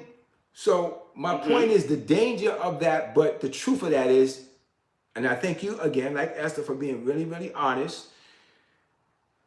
Our bitter thought about them and what they're doing and where they're wasting their money, how they're wasting their money, that's something that somebody fed into us and we decided to go along with. Does that make sense? Somebody gave us that criticism. Honestly speaking, it's their money, they can do what they want to do with it. I'm going to love and embrace whatever they're doing, but then take the second part that you said, but I would do something different. The part I would erase from the equation is deciding that people are wasting their money. It ain't your money, it's their money. They spreading it. I'm just saying, speaking for me. No, but this is about each individual person. You're not the only person that feel like this. You're the one that's being honest about it. You follow what I'm saying? You ain't said anything wrong. I'm just telling you, make the adjustment. Don't defend it. Make the adjustment. Right. I'm happy for anybody to do whatever they want to do with their money, as long as it's legal and they're not hurting nobody. Do whatever what you want to do with your money, however you want to do it. But I respect and embrace the fact that you made it. This is the point I'm trying to bring home to everybody on this live right now. We have to respect success on people. Whether we would do something different or not, I don't care. That's fine. But once I frown my face up at wealth and success, it creates a dynamic in myself that will make me go, And the first time a person say to you, you wasting it or you not doing it right, now you questioning your whole reason for being. Spend your money however you want. Buy however many jets you want. Live however you want to live. That's your business, as long as you're not hurting nobody. My point is, our thought about it is hidden in us. And we a lot of times won't look at it and be honest. So like Devon kept saying, well, if they're willing to teach me, they ain't willing to teach you. So that's off the equation. So now how do you feel about them? You walked up to them and said, yo, were you willing to teach me the way? And they said, Edward, get out my face. No, I ain't willing to teach you nothing. You know what I'm saying? Now how you feel? Well, he don't owe you a lesson. She don't owe you a lesson. They don't owe you to teach you nothing. But I still say respect that they're there. They got there. I respect the fact that you have that ability, that a gift, whatever you had to receive what you received. Yes, I would do something different. But I respect that you had the ability to do what you did. And that, my friends, is a barrier that you bury to go forward and be great in the things you want to be great in. Let me see what else I have here. Am I missing any questions and comments? Ooh, there's a lot of stuff popping up in here. There's some hellos and stuff. Before you read the comments, I want to just say, welcome in, Sexy Caramel. Welcome in, So Third Grade. Glad to see you ladies in here. Welcome, welcome, welcome, welcome. And thank you for your daily heart me, and thank you for the gifts. Yes, indeed. So, did you understand the point? Because I know what I'm saying. It's subtle, but it's strong. don't treat your success or people's success with a yeah, but. Because if you do, you're treating yours like that. Because believe it or not, you judge people the way you judge yourself. You do. And also Matthew 7:1 says, judge not, for as you judge, you shall be judged. And the same measure you use will be measured back to you. So the criticism that I aim at them because of their wealth, it's already aimed at me. But I wouldn't do what they do. You don't know what you're going to do yet. And you're going to do some things that are done with a good intention and a good meaning, but other people are not going to perceive it that way. So I'm going to give you an example. I remember when I was in my street days, there was this guy who was out there and he was big in the street game world. And I remember one of his relatives said to me, he donated some money, a decent amount of money. Well, now I look at it, it ain't nothing. But then it was a decent amount of money to some charitable organization, and it was written about in the news. And his response was, yeah, he'll give that much money to some organization, but he got family members out here that ain't even, that could use that money that he ain't even helping. And I remember saying to myself, and he said, yeah, well, he only did that because it looked good in the press. It looks good for the press to write this stuff about him. And I went, well, why he need to give you anything? So he owes you that? So now, here's somebody who was taking what he had and doing, quote unquote, something good with it, and somebody still has something to say about it. Why? Because you ain't take care of me, because you ain't look out for me the way you should. So my point is, turn off all judgment about people's wealth and how they get it, honestly, and what they do with it. Because that's a judgment that you're already pointing at yourself. You ever heard that saying, when you point a finger at somebody, you got 4 pointing back or 3 pointing back at you? It's subtle, but it's powerful. Pray to erase those negative feelings about anybody wealthy. Just, Elon did this to get there, and this one, listen, he got there. I wouldn't do what he did, but I'm not judging nobody else. That's not my place. As long as he didn't do stuff to hurt people, I don't care. So, and welcome everybody again. So you're with me on this so far? Any other comments? Anything else you want to say? And I know because I could talk up a storm, especially when I start teaching. I'm going to go to a point if nobody's saying anything. I want to show another video, and I want to wrap the night up with this video. And this video is important. Before I show the video, I'm going to talk a little bit about it and what it says. Don't let people think that you don't belong. Titles, wealth, and access do not make people superior to you. Confidence often comes from exposure, not intelligence. I'm going to read it again. Confidence often comes from exposure, not intelligence. You're saying that? I don't know if you're making notes, but I'm giving them to you. Everyone struggles, even when people that are successful struggle with their success and who they are. They do. Did you make your notes? Don't let people make you think that you don't belong. Titles, wealth, and access do not make people superior. Confidence often comes from exposure, not intelligence. So when you see people in certain places that have achieved certain things, you may look at them and think they got there because of their confidence. But a lot of times there wasn't confidence, it was exposure. And that exposure to people and situations and circumstances gave them a confidence where they walk into a room feeling a way and they set off a tone and an aura, but it's not the intelligence that did it. Being around people that have achieved what you want to achieve, thank you. Being around people that have achieved what you want to achieve, and make sure you'll go in the gifts and in the exclusives and do the Go Populars. Very important. Get those done, please.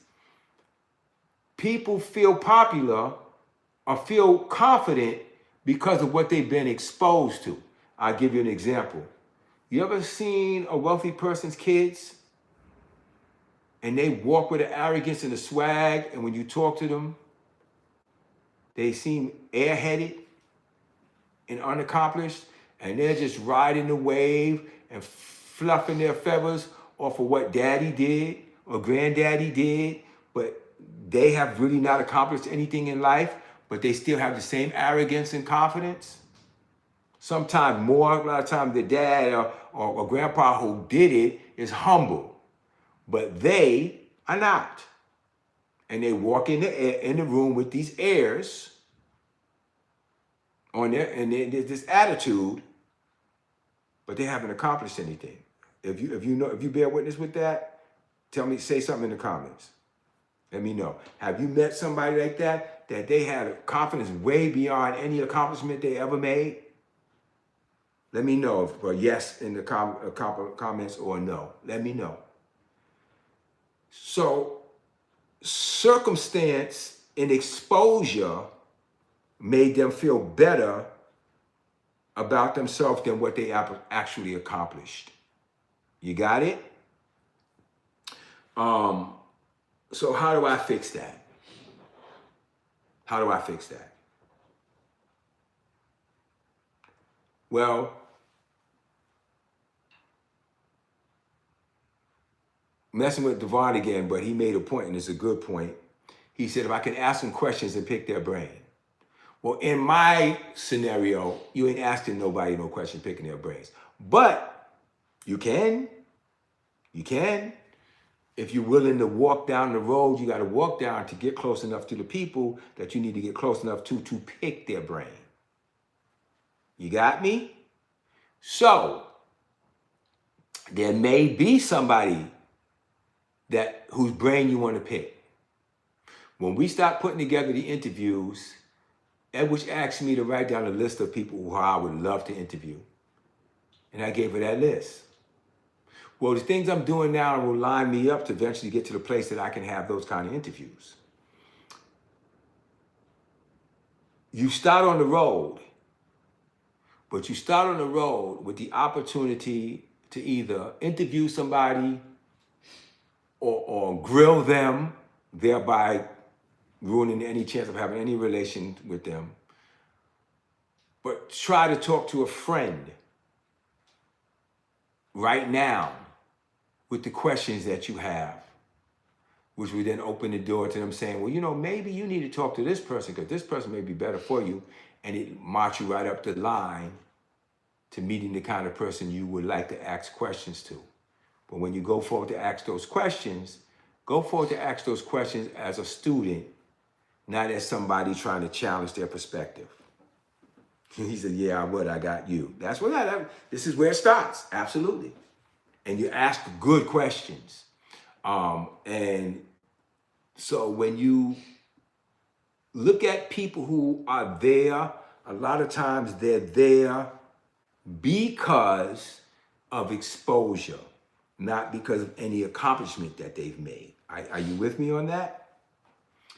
I want to stop for a minute and make sure I got everybody covered. Any questions?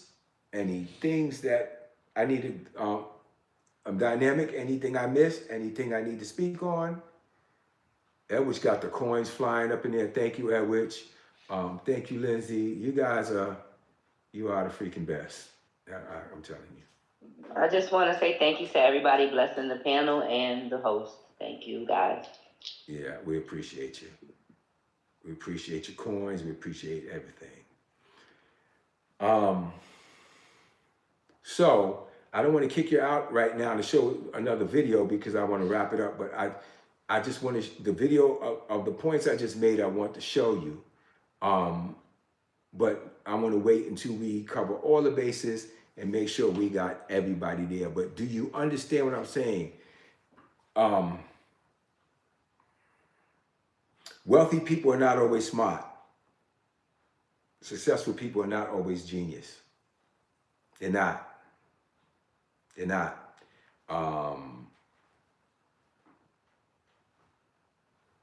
They just have exposure. And a lot of time exposure will put you places that you normally wouldn't get. So if nobody else has any more questions or any more comments, anybody at this point, I'm gonna boot you one more time and I'm gonna show you 2 more videos and then we're gonna call it a night. But if you're enjoying so far what you're getting, type a yay, a yes, or something in there. 102 likes, I'm loving 102,000 likes, I'm loving it. Thank you, that's good. Am I still taking real estate classes? No, that was a season of classes, and I took them and I finished. But I can always go back and log into their lives and listen to their conversation. But being an actual student of the class, no, you learn what you're supposed to learn, and you get out there and you put it to use. You get out there and you make it work. So yeah, I went out there and did what I need to do with that. Made a nice little chunk of change, but I got enough good information to go back and do some stuff again, which Nelly and I were talking about, which we will be, of course, doing in the future. Right now, the focus has been on Vision Builders and Live Unique and feeding those new companies, right? That's been the focus. So, okay, but yeah, any more questions, put them in there while well, thank you, Sue. Was that 3rd grade? So 3rd grade, thank you so much. I'm glad you joined, and I'm glad to have you with us. Anytime you come here, I'm gonna be dropping gems. We're gonna change some mindsets and get people on the path to the greatness that they're called to. Like I said, I can't tell you how to be Bill Gates yet, but I can tell you how to do what I've done so far. And what I've learned is once you learn how to work the system in the spirit and in your heart, it works across the board. Everything is equal. So let me go to these videos. Let me go to this video for you and let me show it to you. And let me see what I got here.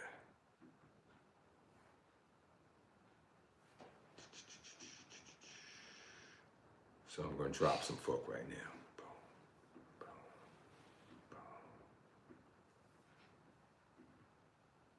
Okay. I'm so glad I learned how to use this thing. Thanks, Kareem, for turning me on to how to use this.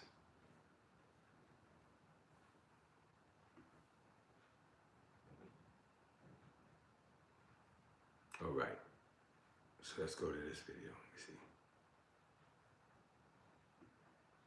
Sir. Not that one yet. This one.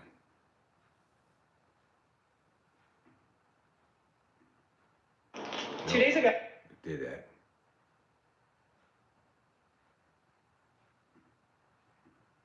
Michelle and I, we always talk about this when we are mentoring young people.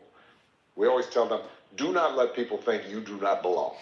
Because I promise you, once you sit at these tables, at these fancy places, with folks with fancy titles, and they got a big bank account, and you talk to them, and you go, oh, Yeah. they ain't all that, Yeah. right?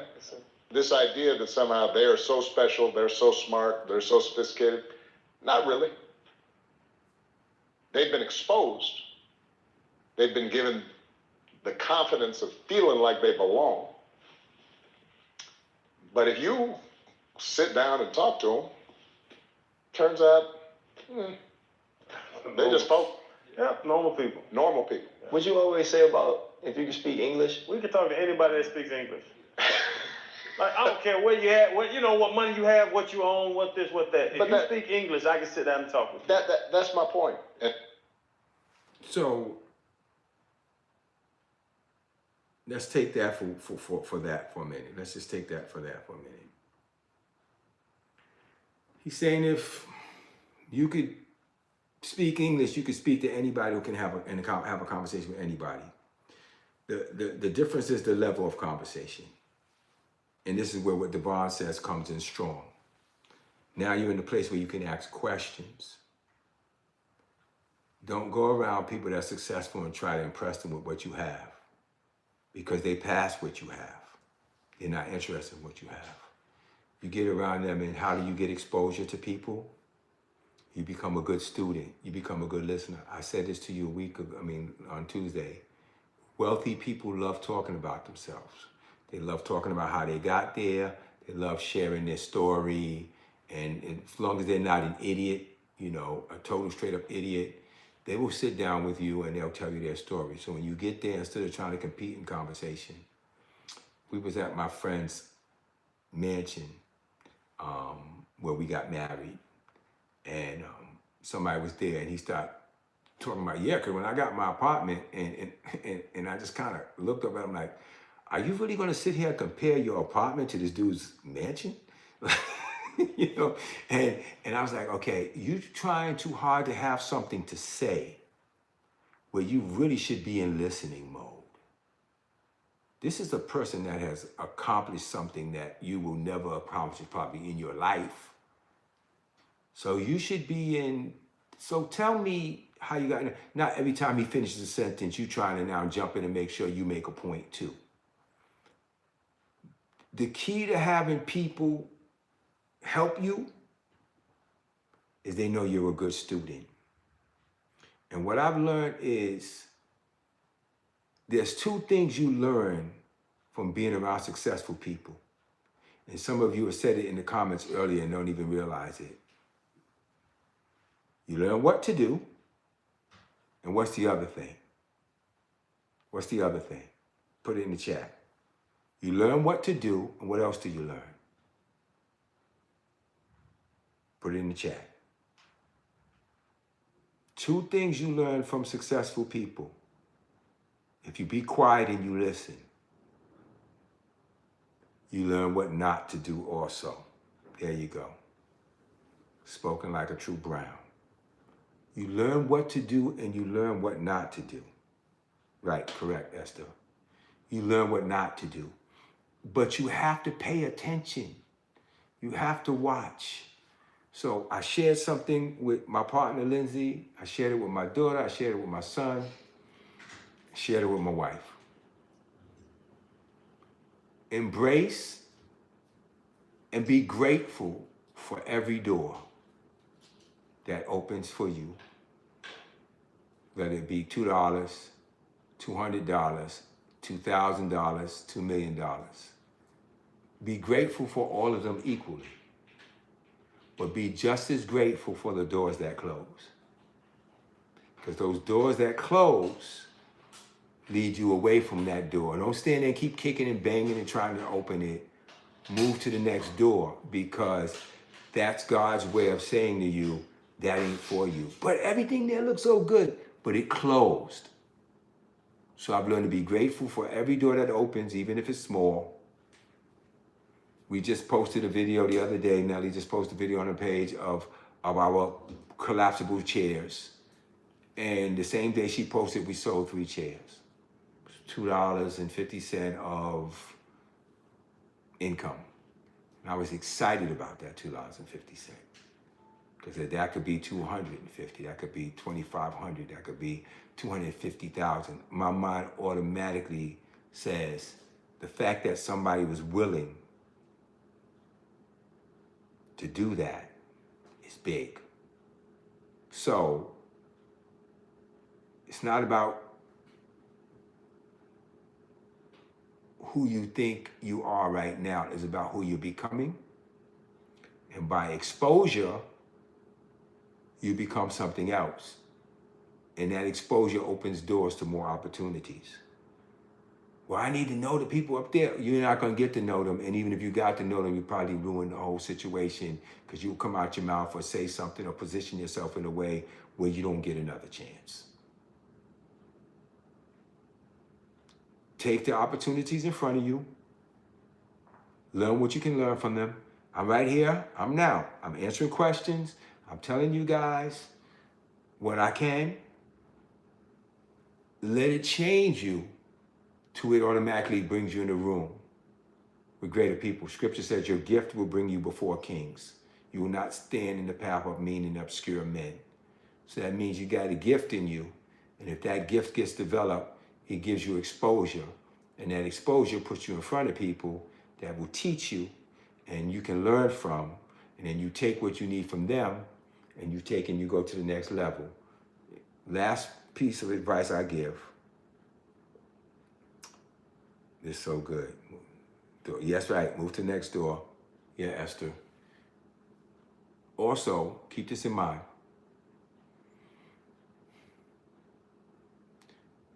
Every situation that you're exposed to, every relationship, every connection, I've learned to treat every connection like taking mass transit if you live in the city and you understand what I'm talking about. If you live in the city, you know, if you need to get to this destination, I gotta take this bus, I gotta get off of this stop, I gotta connect to that bus. It's on a plane too, train, whatever. And I gotta make the connection here, and then I gotta go to the next one. It's gonna take me the rest of the way. The problem is, people get on the first train, the first bus, the first whatever, and they're on it, and they assume because they're on it that it's taking them to their destination. It's not. It's gonna connect somewhere. And that next connection is supposed to take you where you're supposed to go.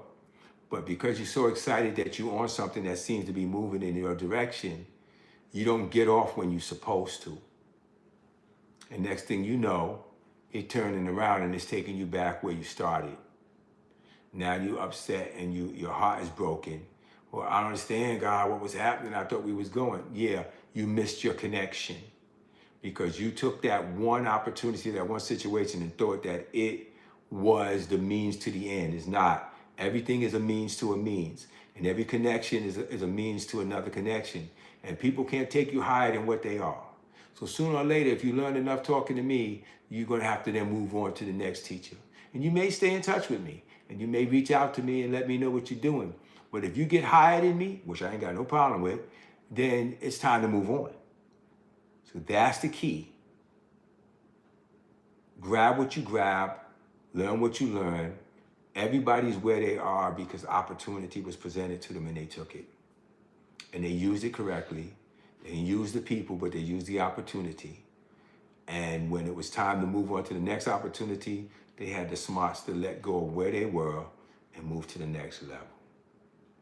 I'm gonna stop one more time for questions and comments, and then we're gonna call it a night. If anybody wanna jump back in the room, you can right for the last minute. I'll open the door for you, and we'll go from there. Anything you wanna say, Queen? It was just nothing in particular, but I'm just really enjoying this live, the perspective. And I mean, just, I think the part that's sticking out to me is, you know, some of these people, they're not just there because they're so qualified, but they just have the exposure.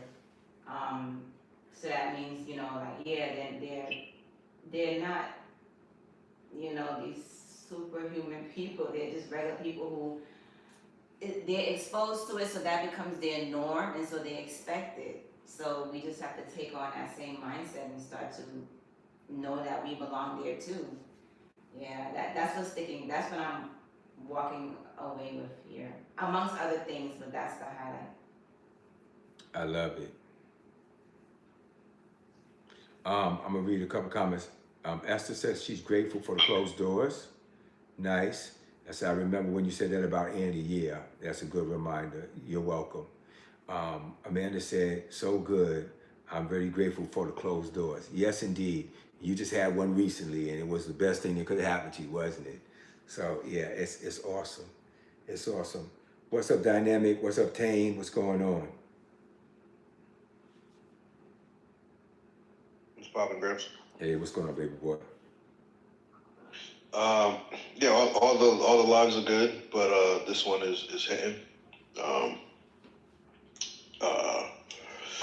I'm a student right now, and even though this is my second degree, it's the first degree that I tried to go for way back. And so I'm in class. I'm 32. I'm in class with 18 to 22-year-olds.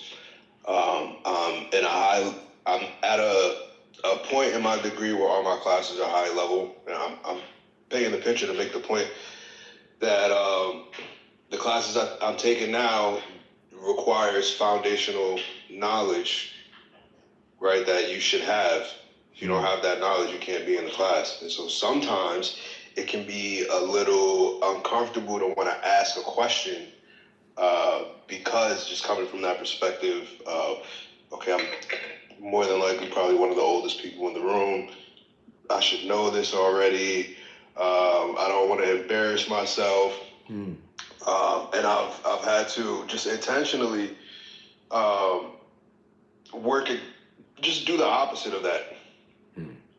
And just ask it and just push past the feeling, or just getting out of my head, really, because I've never asked a question and like the whole room just stood up and laughed at me. Like, it's just this irrational fear. But anyway, I'm making the point to talk about the confidence. How asking those questions have just begun to instill a confidence in me to just be bold in going to get what I need, which in this particular case is an answer.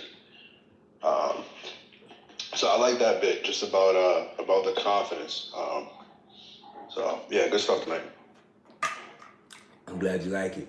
I remember it wasn't that long ago we was having a conversation, and you said something about, and I said, who told you that? And you said something about something you feared, you talked about, and I said, who said that? And he was like, nobody. I was like, right, it's all inside of us. We create these fears, these walls, these barriers, and then we live through them. But the beautiful thing is when you come face to face with it, the fact that you just said, I'm sitting there saying to myself, I don't want to look stupid, I don't want to look this, I want to look that. Well, now that you realize that yourself is saying that, you can tell yourself, why don't you shut up? You can tell yourself to shut up, be quiet. And that's a beautiful thing. And just begin to have that conversation with yourself. Who told you that? Where did that thought come from? Where did that fear come from?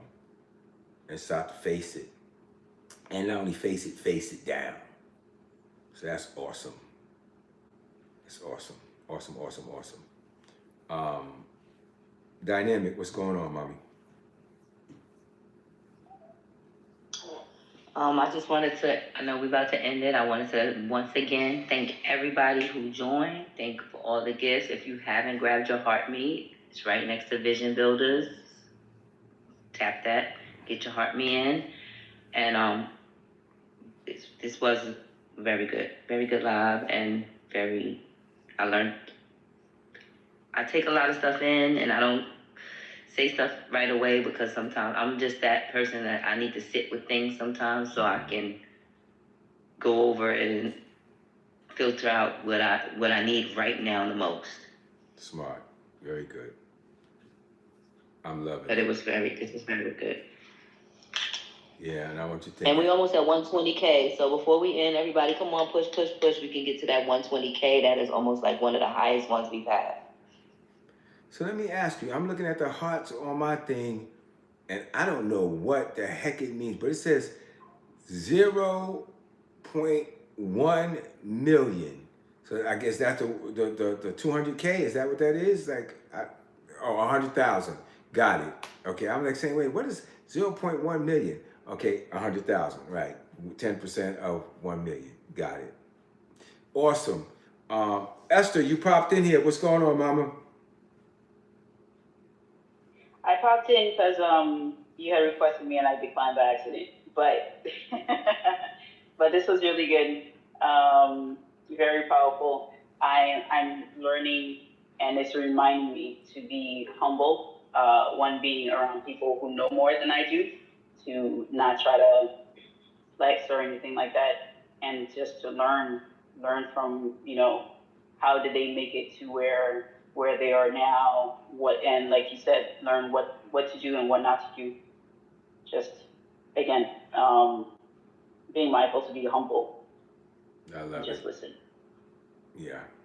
And, and ask questions if you need to, for sure. And, they may ask you, so what do you think? And you share what you think. I don't want to share what I think and I don't want to feel stupid. Well, you're going to feel stupid or not knowing. So just go ahead and ask a question. Get it out the way. Right. People Right. that teach love to And answer as Tang, questions. and as Tang said, thank you for that, Tang. Sometimes we do gotta tell ourselves to shut up. Well, you, Dad, but both of y'all brought that to the light. Like, sometimes you do have to tell that inner fear and that inner thought that's not from God to shut up. Be quiet. Yeah. So the scripture, I'll give you the scripture way of saying it. Arrest and lead away captive all thoughts that seek to exalt themselves above the knowledge of God. So the scriptures tell you there's thoughts coming at you. Fast and furious. You got to lock them up, cuff them, and lead them away captive. So that means it's something we do. We have to grab it. We have to say, nope, not today. And people say, not today, Satan. You got to be able to do that. And listen, your biggest yes, Amanda, be still. But not only be still, add to that. It doesn't say in that situation to be still. You have a job to do. You have to grab the thought, cuff it, and lead it away captive. So it's more, the scripture here is demanding more for us than to just be still, but to really face it, walk up to it, grab it, lock it down, drag it away. And that is big. And that's something we don't want to do. We just want to be Christian-y. And just, I don't want to, I just want to be humble. No, you have to sometime, the kingdom suffer violent, but the violent take it by force. Sometime you have a role to do, and you have to step in, and you have to say to self, forget the world, forget the enemy, forget all of that. Self is the problem. Saying to self, you're not allowed to think like that anymore. You're not allowed. You're not allowed to say these things to me, even in my sleep or my awake. You're not allowed. You're not allowed to call me a failure anymore. I don't care how many times my mama called me that in my life. Self, you are not allowed to call me that. You have to have a real conversation with what you feel about things. That's why I asked the question, what do you feel when you're around wealthy people? When you see people with a lot of money, what do you feel? I ask those questions for a reason, because the way you look at them is the way you look at yourself. They put above all that you guard your heart, for out of it flows the issues of life. This is all I'm talking about tonight.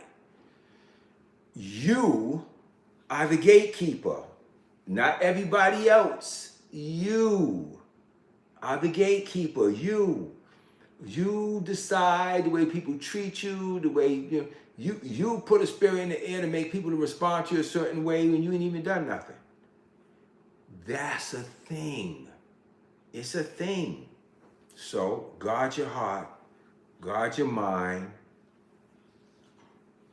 Speak to the protagonist that is you.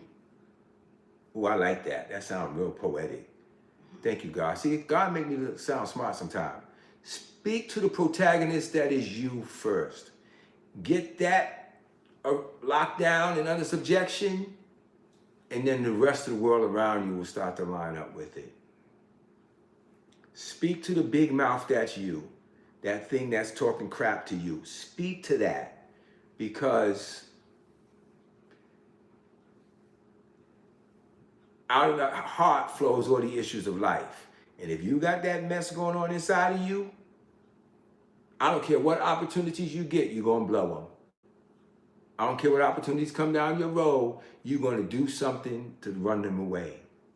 Because you're not dealing with the person that's really the problem. And that's that inner voice inside of you. You know what I say? It's you. It's that inner voice. It's that lie that's been told to you your whole life.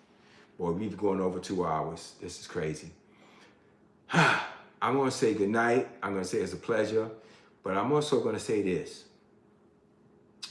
I'm very proud of myself.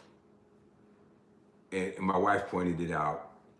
You see how easy we saying my wife and my husband now? Just know. She said to me, wow, you've been consistent. I'm so proud of you. You've been consistent. And I didn't even think that was a big deal. Or I never thought to look at that as an accomplishment. But I said to her today as I was setting up, I actually love doing it. Like, I actually love doing it. Getting on these lives twice a week and talking to the people that's in front of me and encouraging you to be better and greater people and to definitely pursue your success at any cost.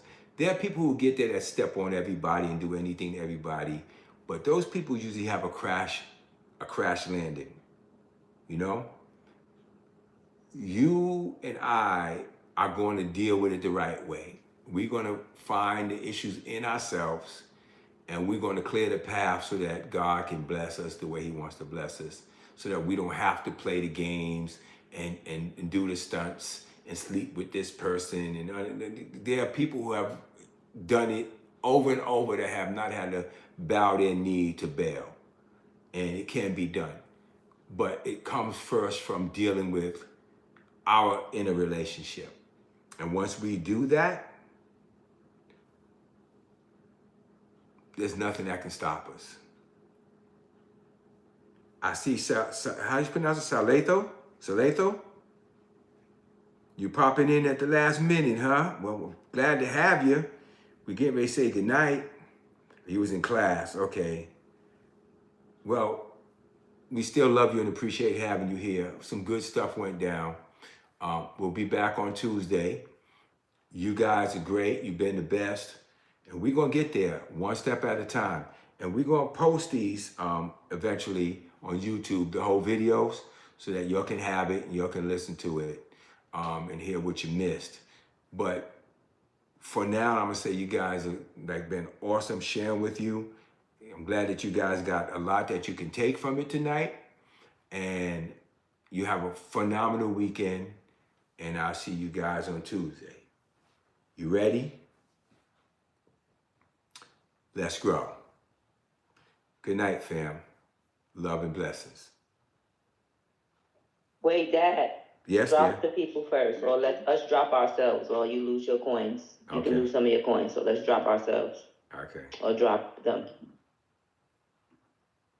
They all dropped themselves anyway. They didn't let me drop them. They all dropped themselves. But anyway, we good. Have a good night. So next time you hear what she said, let me drop you or don't drop yourself because I lose my coins. I didn't know that. So, yeah. Anyway, love and blessings, and see you on Tuesday. And thank you for continuing to teach me how to do this. Good night.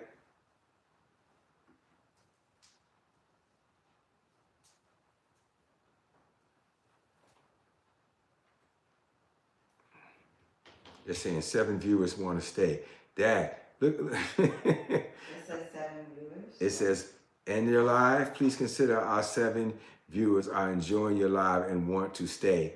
Well, people, wow. Yeah, people have a life though, TikTok. Love you guys. Good night.